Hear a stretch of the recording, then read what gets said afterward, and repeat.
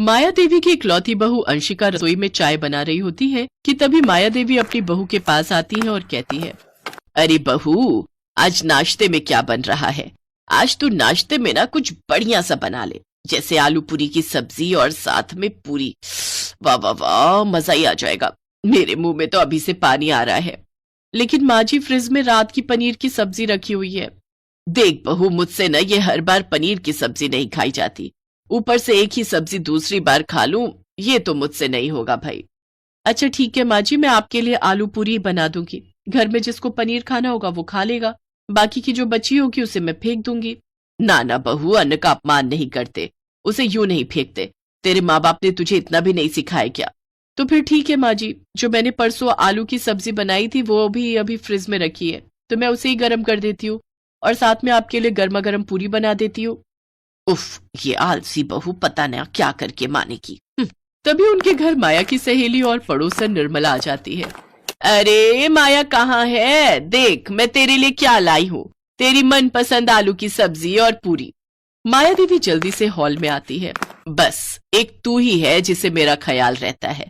वाह वाह वाह, गर्मा गर्म पूरी, आलू की सब्जी। ओए होए, चल तू आराम से खा, मैं चलती हूँ। निर्मला के जाते ही माया देवी वो आलू पूरी की सब्जी खाने बैठ जाती है। तभी रसोई से अंशिका हाथ में चाय लेकर आती है। अरे माँ जी, आप बिना चाय पिए ही नाश्ता करने बैठ गई। अगर आपको इतनी भूख लगी थी तो आप मुझे कह देती। वो क्या है ना बहू, निर्मला खाना बहुत अच्छा बनाती है, तो उसके हाथों की आलू पूरी देखकर मुझसे रहा नहीं गया। देखो तो कैसे अकेले अकेले सपेले जा रही हैं। एक बार भी इनके मन में ये नहीं आया कि अपनी बहू से भी पूछ लूं। खुद तो ताजा खाना सपेट लिया, अब दिन में भी कहेंगी मेरे लिए ताजा खाना बना, और मुझे कहेगी तू फ्रिज में पड़ा 2-3 दिन का बासी खाना खा ले। तभी माया देवी कहती है, अब खड़ी खड़ी मेरा मुंह क्या देख रही है? वैसे तू अब अकेले के लिए क्या ही बनाएगी? सुन, फ्रिज में पनीर भी है और आलू पूरी की सब्जी भी, उनमें से कुछ भी गर्म करके खा लियो, इससे तेरा काम आसान हो जाएगा। क्यों, सही कहा ना मैंने? हाँ भाई, अपना काम बनता, भाड़ में जाए जनता। कुछ कहा बहू? नहीं माँ जी, मैंने कहा ठीक है, मैं खा लूंगी। अंशिका रसोई में जाती है और सोचती है, कल मैंने बासी सब्जी खाई थी तो उससे मेरा पेट खराब हो गया था। कल से वॉशरूम के चक्कर लगा लगा कर थक गई हूँ। अब मुझसे ये बासी सब्जी नहीं खाई जाएगी, इससे तो अच्छा है मैं भूखी ही रह लूं। अंशिका वो सब बासी खाना फेंक देती है, लेकिन तभी उसकी सास प्लेट रखने किचन में आती है और वो अंशिका को बासी खाना फेंकते हुए देख लेती है।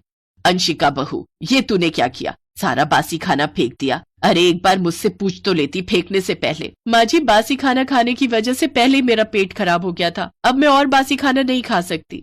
बोल तो ऐसे रही है जैसे तू कहीं की राजकुमारी हो और तेरे बाप ने तुझे कभी बासी खाना खाने को दिया ही ना हो।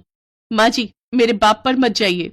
अंशिका को अपनी सास की बात का बुरा लगता है और वो अपने कमरे में चली जाती है। ऐसे ही कुछ दिन बीत जाते हैं। अंशिका लंच में बिरयानी बनाती है। तभी निर्मला भी आ जाती है। अंशिका उन्हें भी बिरयानी खाने को देती है। सब मिलकर बिरयानी खाते हैं। खाने के बाद भी बिरयानी बच जाती है। ये देख अंशिका सोच में पड़ जाती है। हे भगवान, ये बिरयानी बच गई, अब सासू माँ फिर से इसे फ्रिज में रखवा देगी। बहू, तू किस सोच में पड़ गई? चल इसे फ्रिज में रख दे, बाद में खा लेंगे। बेचारी बहू चुपचाप वो बिरयानी फ्रिज में रख देती है। इसलिए इस बार वो ठान लेती है कि अब वो बासी खाना नहीं खाएगी और अपनी सास को सबक सिखाकर ही रहेगी। अगले दिन उसकी सास उससे कहती है, बहू, ओ बहू, जल्दी से मेरे लिए कुछ खाने को बना दे, बहुत भूख लगी है। तेरे लिए तो कल की बिरयानी है ना, तू उसे ही खा लियो। अंशिका बड़ी चालाकी से बिरयानी गरम करके लाती है और अपनी सास को देते हुए कहती है, माँ जी ये लीजिए। ये क्या बहू, तू मुझे ये बासी बिरयानी क्यों दे रही है? माँ जी, आज मेरी तबीयत कुछ ठीक नहीं है तो मुझसे खाना नहीं बन पाया, और वैसे भी आपने जो रास्ता मुझे दिखाया है उस पर अमल भी तो करना ही होगा ना, कि हमें खाना नहीं फेंकना चाहिए। माया देवी अपनी ही चाल में फंस जाती है और झूठी हंसी हंसते हुए आखिरकार उसे वो बासी खाना खाना ही पड़ता है। फिर शाम को माया देवी के पेट में अचानक काफी दर्द शुरू हो जाता है। हे भगवान, ये मेरे पेट में दर्द क्यों होने लगा? कहीं ये बासी खाना खाने की वजह से तो नहीं है? अरे बहू, ओ बहू, जरा डॉक्टर को फोन तो लगा, मेरे पेट में बहुत दर्द हो रहा है। जी माँ जी, मैं अभी डॉक्टर को फोन करती हूँ। अंशिका डॉक्टर को फोन कर घर बुलाती है, जहाँ डॉक्टर उसका चेकअप करता है। देखिए, बासी खाना खाने की वजह से इन्हें फूड पॉइजनिंग हो गई है, जिसकी वजह से इनकी तबीयत खराब हो गई है। इसलिए हमेशा ताजा और फ्रेश खाना ही खाइए। डॉक्टर दवाएं देकर वहाँ से चला जाता है। फिर माया देवी अपनी बहू से कहती है, बहू तू जा, और मेरे लिए खिचड़ी या दलिया बना दे। और हाँ, आज के बाद इस घर में कोई भी बासी खाना नहीं खाएगा। मुझसे बहुत बड़ी गलती हो गई बासी खाना खाकर। ठीक है माँ जी, मैं अभी आपके लिए खिचड़ी बनाकर लाती हूँ। उस दिन के बाद से अंशिका के घर में किसी ने भी बासी खाना नहीं खाया।